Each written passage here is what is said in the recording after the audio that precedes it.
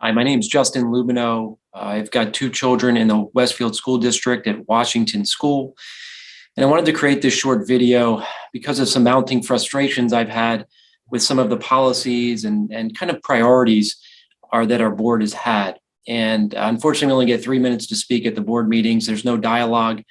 I'm no longer getting responses to emails. So my hope is the video will create some attention and hopefully help shift some priorities to where we should be focusing. So how are our kids really doing? Well, when you talk about the educational milestones and our progress, and on the February 8th board meeting, there was some information provided regarding the Start Strong assessment in 2021.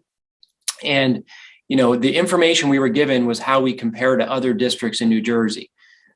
Which is one relevant data point. But I think what parents really want to know, and what I'm going to share in this video, is how are we doing compared to Westfield in prior years, right? We have a baseline of data that says this is how our students are performing prior to 2020, and how are we performing now when we compare to that data?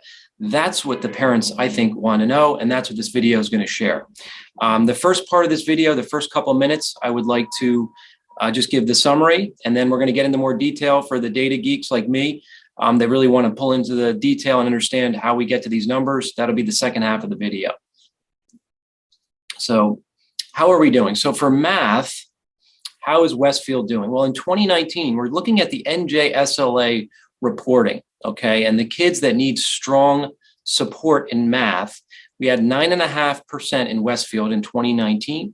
And when you look at the Start Strong assessment results, we went up to 17% for 2021. That's an 80% increase in children that need strong support for math. Pretty substantial increase there. Should be pretty alarming. It should be something we're discussing at the board meetings and really focusing on this gap. What about children that need less support? So these are those high achievers in the top two categories for the scoring. In 2019, we were at 71% for math, and 2021, when we did the Start Strong assessment, it went down to 55%. It's a 22% reduction in students that need less support. Also pretty alarming. Again, when we reviewed the data the board presented, there was none of this in there. We weren't comparing to prior years. We're just comparing to other districts, which, again, is not incredibly relevant. What we want to know is how much of a problem do we have? How much do we lose by not being able to do traditional school? And we need to get back to that traditional school and stop having distractions so we can get caught up. How are we doing with English language arts? Well, we have a 76% increase in children that need strong support. So in 2019, we only had 6%, and that jumped up to 10.6% when we did the 2021 assessments. Again, pretty alarming there. A lot of more children now need that strong support. And a 12% reduction in children that need less support in English language arts. So in 2019, 80% dropped down to about 71% when we did the Start Strong assessment. Okay, so this is what I think we want to know is how much of that gap do we have? Now, how do we get to the data? I'm going to get to that in just a minute. But before I get to the data and how we dive into it, what's frustrating is in this email we got a few days ago, we continue to have new requirements and testing and masking requirements that are very complicated and complex. And what happens when you send out an email like this to the entire district and your staff and admin and teachers? Now you've created another distraction, a new set of rules and things that teachers and parents have to focus on, unrelated to those educational gaps, right? We need to be focusing on catching our students up in the lost education over the last couple of years. And it's pretty alarming how far back we are with those educational milestones. But instead, we're focusing and adding new rules and requirements that will continue to distract the administration of our students. So just very frustrating that it seems that we're just not getting where we should be focused on is catching up really on the education. So this is kind of the second half of the video now. So if you're not into data and you don't want to know how we got to these numbers, feel free to cut out. But I want to share how we get to these numbers and really what our board should be doing when they're sharing results like this. Okay, so they provided, this was from the February 8th board meeting, the Start Strong support levels. So these are the scoring basically on the tests that we took in 2021. And then the NJSLA scoring, which was the prior year's tests.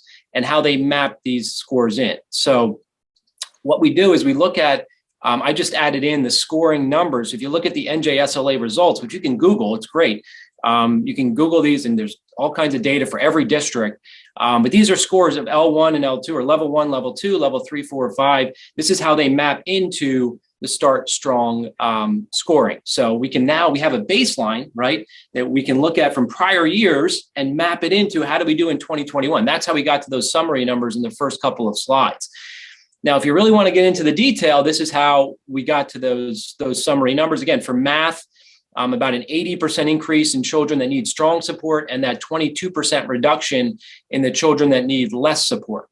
So how do we get there? Well, for each category of the testing and each grade, grades 4 through 8, and then also there's separate scoring by subject for algebra, geometry, and algebra 2. So you can see, you can just Google this yourself. Here's the link if you want to find those test results for the NJSLA we had in 2019. And you get scoring of the percentage of kids that are level 1, 2, 3, 4, and 5 in each of these areas. So it's really great detail you can play around with. We just plug those into here to see what's the total percent. For example, in 2019, for grade 4, our math, we were at 7.3% that needed strong support. We were at 14% in that middle, and about 78% that less support was needed. Okay, that was from 2019. When we did the Start Strong assessment in the fall, we had 15% that needed strong support. So that almost did more than doubled, actually, the number of kids in 4th grade that need strong support now in math. And in the top, those top less support may be needed, we went from 78% to about 65%, which is about a 17% drop off there.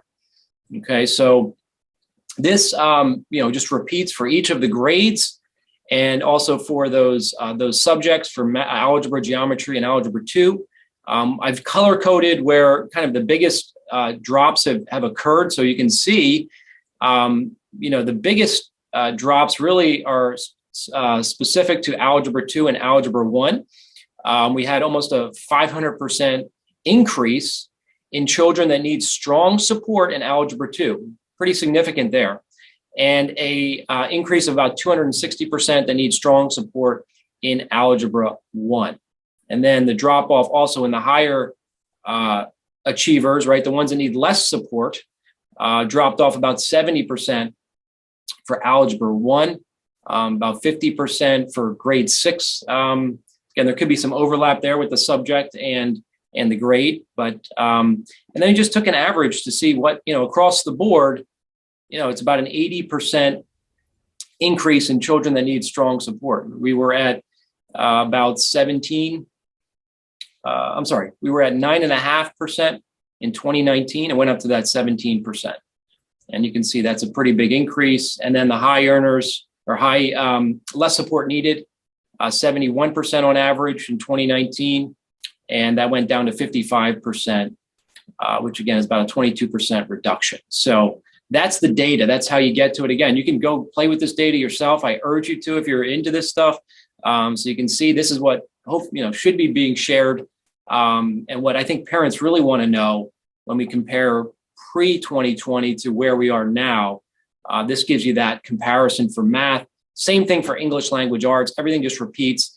You can see how we're performing compared to 2019.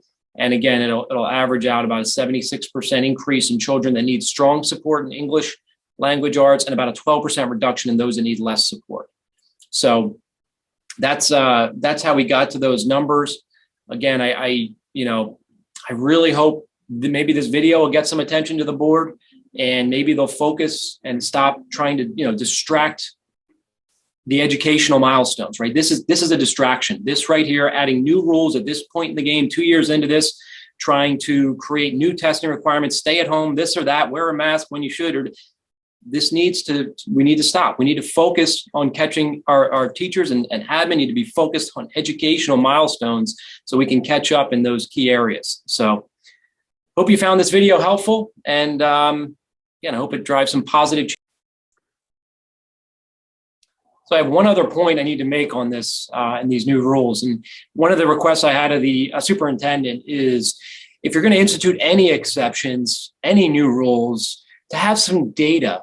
As you can tell, I'm really interested in data because I think data justifies our decisions and justifies why we're doing these things and distracting our students and teachers and admin from focusing on education.